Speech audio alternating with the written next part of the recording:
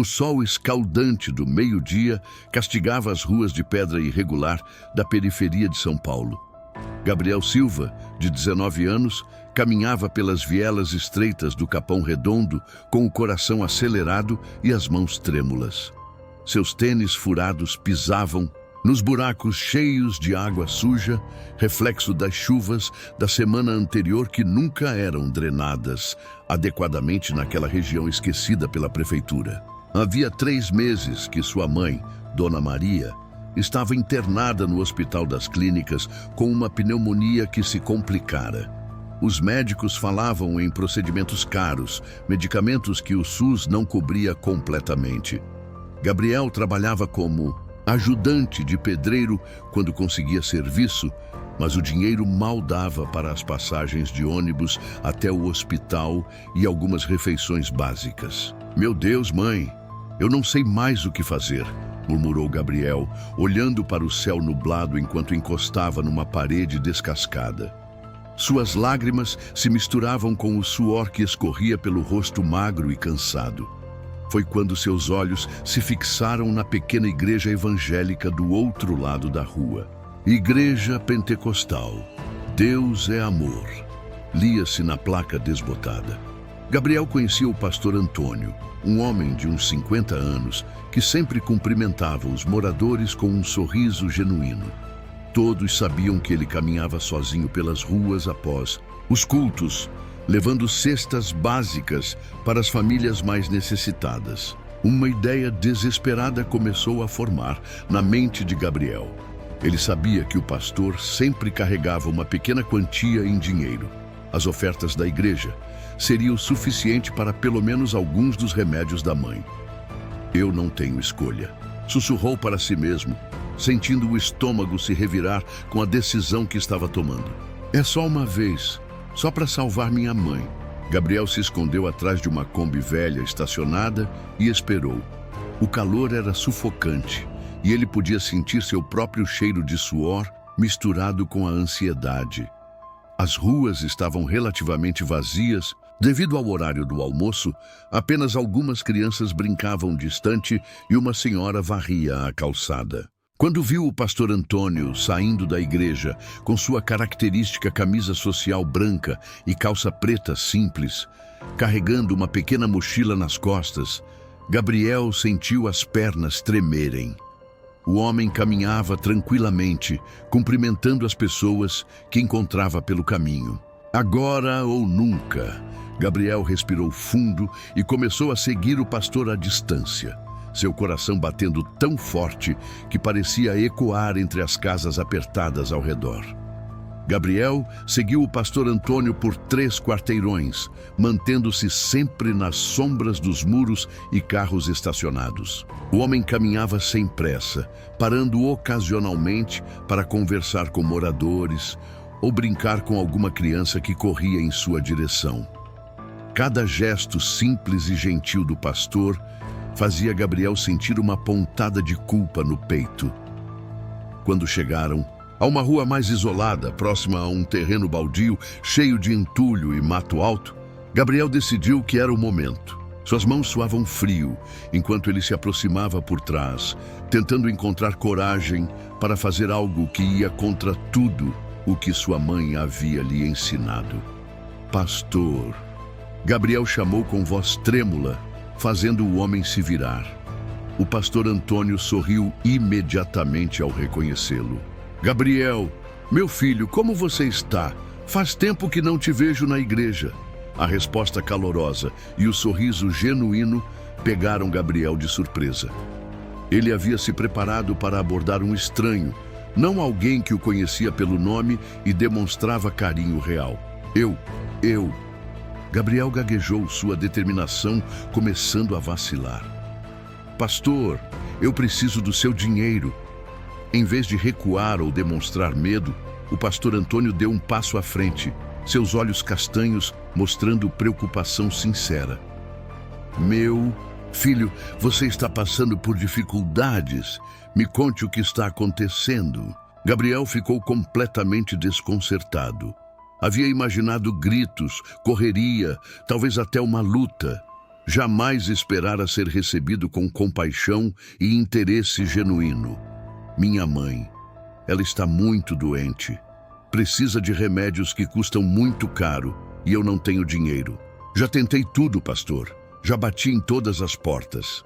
As palavras saíram num jorro desesperado e Gabriel sentiu as lágrimas voltarem aos seus olhos.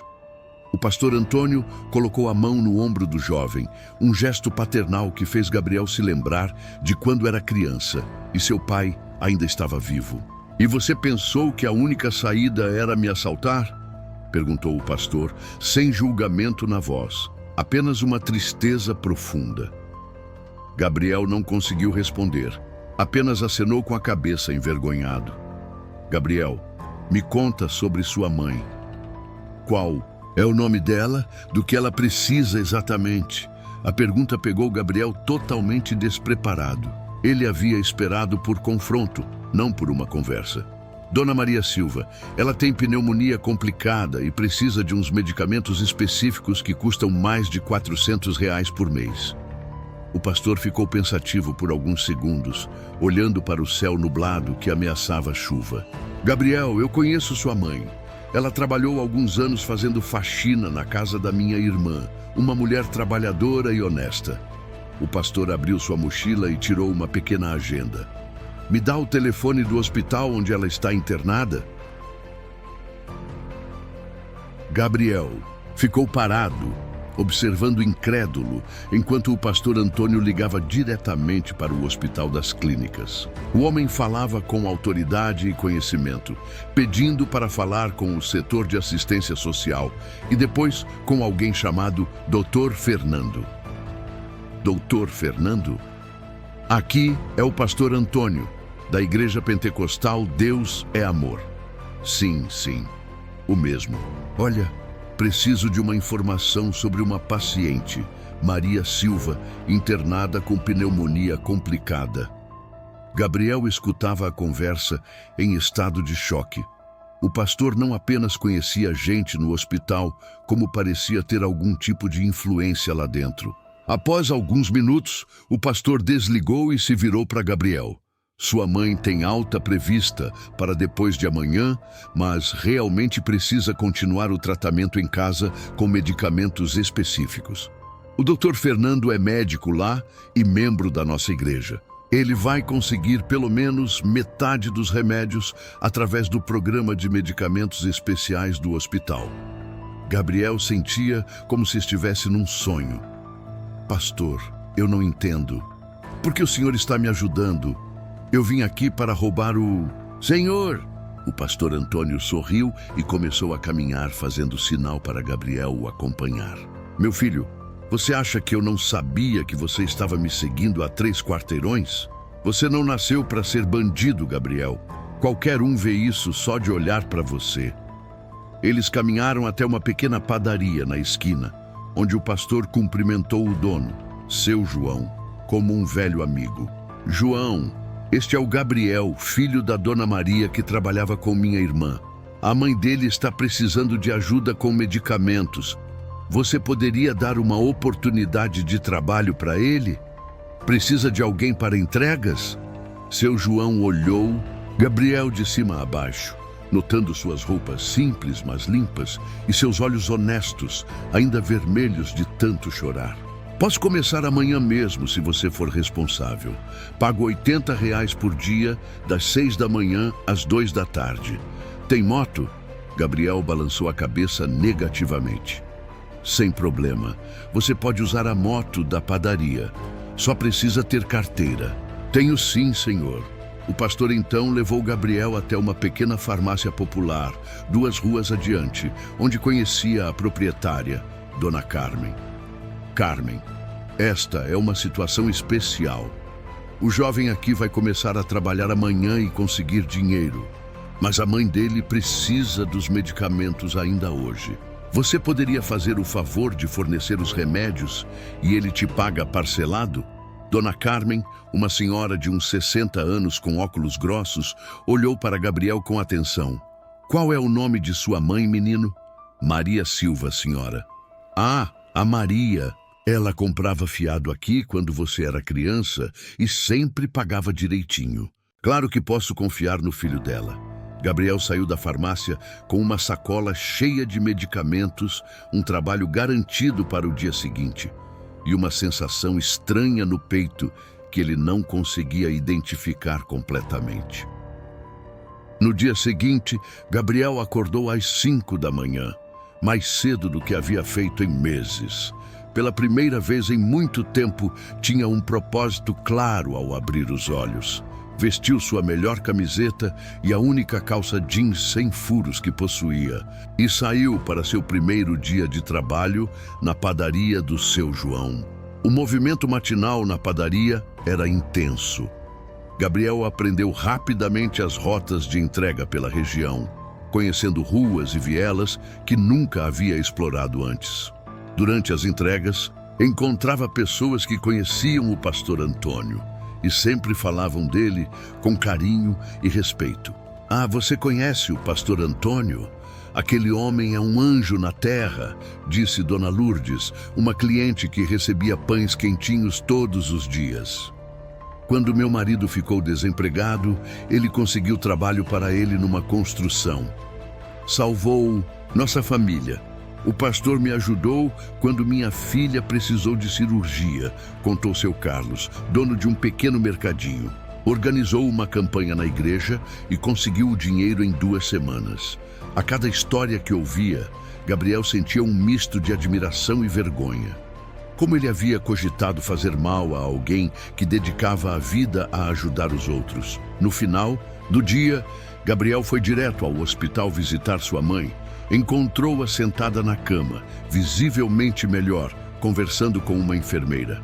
Meu filho, como você conseguiu os remédios tão rápido? Dona Maria perguntou, abraçando Gabriel com força. Gabriel contou toda a história para sua mãe, desde a ideia desesperada de assaltar o pastor até a rede de ajuda que se formou ao seu redor. Dona Maria escutou em silêncio, suas lágrimas escorrendo pelo rosto magro. Gabriel, eu falhei como mãe. Deixei você chegar ao ponto de cogitar roubar alguém. Não, mãe. A senhora não falhou. Eu que estava desesperado e não pensava direito. Mas agora eu entendo uma coisa. Existe bondade no mundo, mesmo quando a gente acha que não. Naquela noite, Gabriel não conseguiu dormir direito. Ficou pensando em todas as pessoas que havia conhecido naquele dia, na forma como o pastor havia transformado sua situação sem julgá-lo, na confiança que seu João e Dona Carmen depositaram nele sem nem mesmo conhecê-lo direito. Pela primeira vez em anos, Gabriel começou a acreditar que poderia ter um futuro diferente.